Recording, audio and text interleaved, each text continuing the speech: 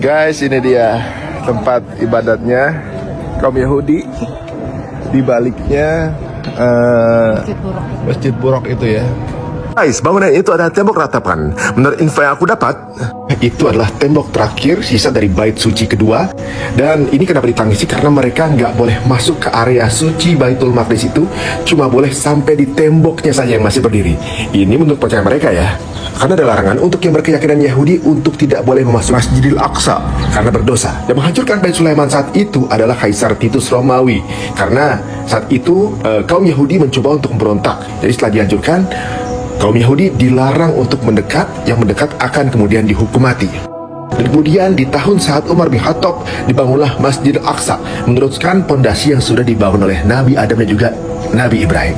Saat kemudian dikuasai Sultanan Utsmaniyah, Sultanan akhirnya membolehkan Yahudi untuk beribadah di tembok ratapan sisa dari Bait Sulaiman kedua tersebut. Dari tahun-tahun awal tersebut, kaum Yahudi terus meratap di tembok itu, meminta Tuhannya agar bisa membangun bait ketiga dengan menghancurkan Masjidil Aqsa. Baru kemudian Mesiasnya bisa turun di bait itu. Sebagai info, Mesias yang mereka maksud adalah sosok ini di dalam Islam, yang menurut nubuah akan dibunuh oleh Nabi Isa ketika turun lagi ke bumi. Tahun 2023, Masjidil Aqsa sudah semakin sepi dan memenuhi syarat untuk diambil alih.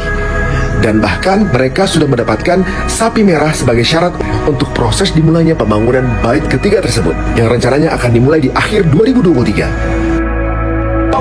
Dan di sini sapi merahnya disembelih. Ini perencanaan mereka.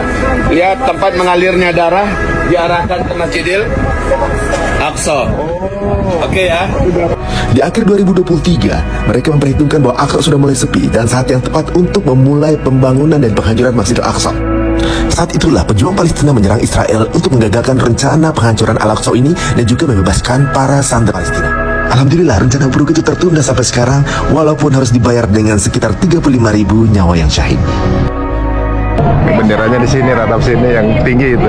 Sementara di balik tembok tempat para Yahudi meratap, ini adalah Masjid Buraq, tempat diparkirnya Buraq yang merupakan kendaraan Rasulullah SAW naik ke Sidratul Muntaha. Di belakang kita tembok. Ini sekarang kita di sini di belakang kita yang di Sirat. Nama Islam tembok Al-Buraq. Secara dignity dan marwah Allah udah kasih. Udah kasih kisi-kisi. Tempat kita nyaman, dingin. Dingin, mereka di luar panas. Gak bisa ngelarang-larang orang ibadah doang. Guys, itu info yang aku dapat mengenai asal muasal terjadinya konflik ingin menguasai Baitul Maqdis.